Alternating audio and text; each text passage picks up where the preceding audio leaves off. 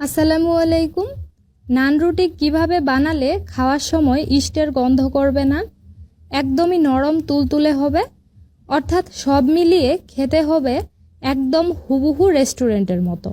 তাই তো আজকে পারফেক্ট স্বাদের ফুলকু নান রুটি তৈরির জন্য পুরো ভিডিও জুড়ে সিক্রেট কিছু টিপস শেয়ার করেছি, যেটা এর আগে কেউ বলেনি। যারা কখনো নান রুটি বানাননি তারাও এই রেসিপিটা একবার দেখে বানালে প্রথমবারেই নরম তুলতুলে ফুলকু নান রুটি ঘরেই বানাতে পারবেন। আর হ্যাঁ, এইভাবে একবার বানিয়ে খাওয়ার পর রেস্টুরেন্টে গিয়ে নান রুটি খাওয়ার কথা ভুলেই যাবেন। তাহলে প্রথমেই এখানে 2 কাপ নিয়ে নিচ্ছি আটা এবং সাথে 2 কাপ দিয়ে দিচ্ছি ময়দা। আমি এখানে আটা আর ময়দা দুটো মিলিয়ে 4 কাপ ব্যবহার করছি। আপনি চাইলে শুধু আটা অথবা শুধু ময়দা দিয়েও বানাতে পারেন, তবে নান রুটি ময়দা দিয়ে বানালেই স্বাদটা পারফেক্ট হয়, খেতে বেশি মজা লাগে। তারপরেতে 1 চা চামচ দিয়ে দিচ্ছি লবণ আর 3 টেবিল চামচ দিয়ে দিচ্ছি চিনি। এগুলো আপনাদের স্বাদ অনুযায়ীও দিতে পারেন। এরপর দিয়ে দিচ্ছি 3 টেবিল চামচ তেল।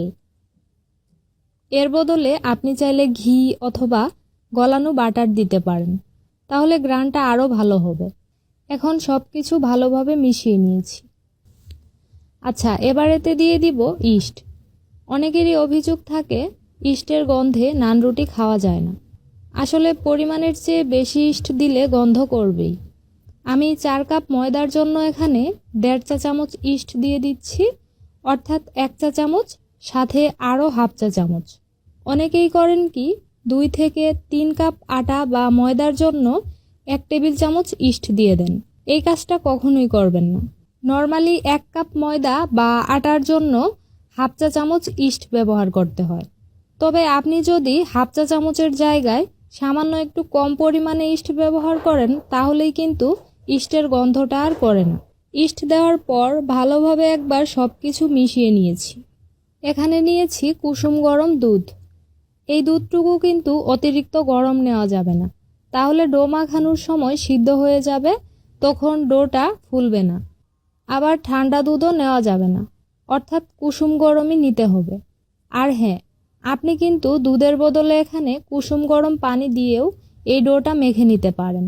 পানি দিয়ে মেখে নিলে স্বাদের জন্য সাথে 2 টেবিল চামচ গুঁড়া দুধ দিতে পারেন। তো আমি সবটুকু দুধ একেবারে এতে না দিয়ে অল্প অল্প করে দিয়ে মিশিয়ে নিয়েছি। 4 কাপ ময়দার জন্য এই ডো মাখাতে আমার প্রায় 2 কাপ দুধ লেগেছে, অর্থাৎ সব মিলিয়ে 1 কাপ সাথে আরও 3/4 কাপ দুধ এতে ব্যবহার করেছি। তবে আপনাদের আটা অথবা ময়দার ধরন অনুযায়ী দুধ অথবা পানি পরিমাণে কিছুটা কম বা বেশি কিন্তু লাগতেই পারে। খেয়াল রাখতে হবে ডোটা যাতে খুব বেশি শক্ত আবার খুব বেশি নরম হয়ে না যায়, অর্থাৎ সফট করে মাখাতে হবে। খুব ভালোভাবে একটু সময় দিয়ে মসৃণ করে ডোটা মেখে নেবেন। হাতে লেগে আসলে সামান্য ময়দা অথবা তেল লাগিয়ে মেখে নিতে পারেন। আরেকটা কথা, শুধু আটা দিয়ে নান রুটি বানালে কিন্তু ইস্টের গন্ধ আসে। নান রুটি খেতে সফট এবং বেশি মজা হয় ময়দা দিয়ে বানালে। ভালোভাবে মেখে নেওয়ার পর আমি একটা বড় বাটিতে ডোটা নিয়ে নিচ্ছি, কারণ এটা ফুলে ডাবল হয়ে যাবে। উপরে সামান্য তেল লাগিয়ে নিয়েছি। তারপর এই ডোটা ফুলে ওঠা পর্যন্ত ঢেকে রেখে দিতে হবে। এমনভাবে ঢাকতে হবে যাতে ডোয়ের ভিতরে বাতাস ঢুকতে না পারে। তো এবার এটাকে গরম জায়গায় রাখতে হবে। আপনি চাইলে রান্নার সময় চুলার পাশে রেখে দিতে পারেন। গরম পেলে ডোটা দ্রুত ফুলে ওঠে। তো আমি ফিরে এলাম 1.5 ঘন্টা পর। ডো ফুলার সময়টা নির্ভর করবে আবহাওয়ার উপর। আমি রোদে রেখে দিয়েছিলাম, তাই সূর্যের তাপে দেখুন 1.5 ঘন্টার মধ্যেই ফুলে ডাবল হয়ে গেছে। আবার যদি আপনার ইস্ট ভালো না থাকে ওই ক্ষেত্রে কিন্তু ডোটা ফুলবে না, তাই ইস্ট ভালো হওয়াটা সবচেয়ে বেশি জরুরি। এবার এই ডোটা আবারও 1 থেকে 2 মিনিটের মতো মেখে নিয়েছি। তারপর পছন্দ মতো সাইজ অনুযায়ী ছোট ছোট ডো বানিয়ে নিব।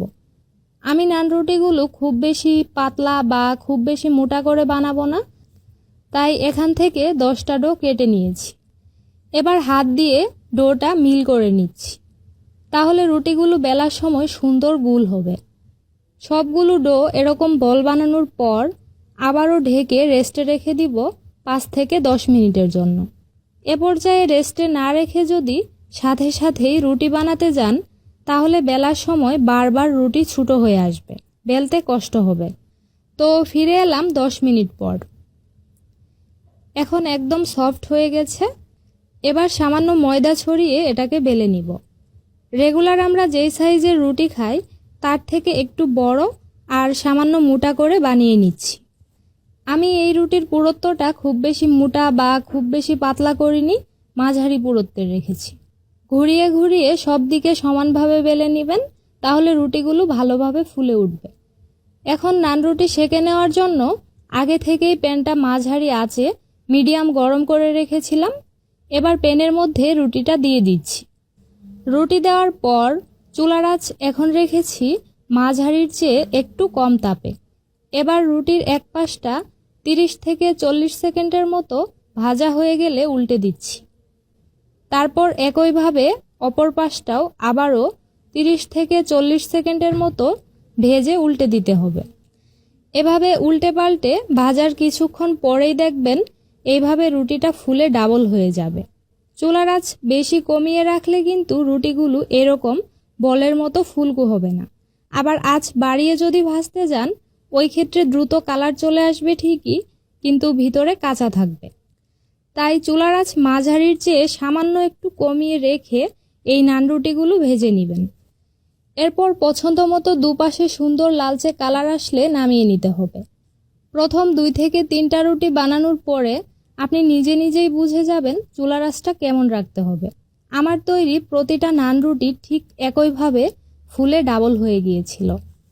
আর এই মুহূর্তটা দেখতে কিন্তু দারুণ লাগে।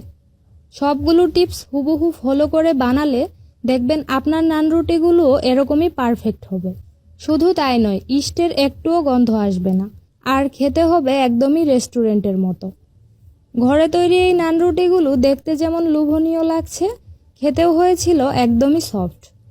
ঠান্ডা হলেও এগুলো এরকমই সফট থাকবে, একটুও শক্ত হয়ে যাবে না। চেষ্টা করেছি পারফেক্ট নান রুটি তৈরির জন্য খুঁটিনাটি অনেকগুলো টিপস সহ রেসিপিটা শেয়ার করতে। আশা করি আপনাদের অনেক কাজে আসবে। আজ তাহলে এখানেই বিদায় নিচ্ছি। আল্লাহ হাফেজ।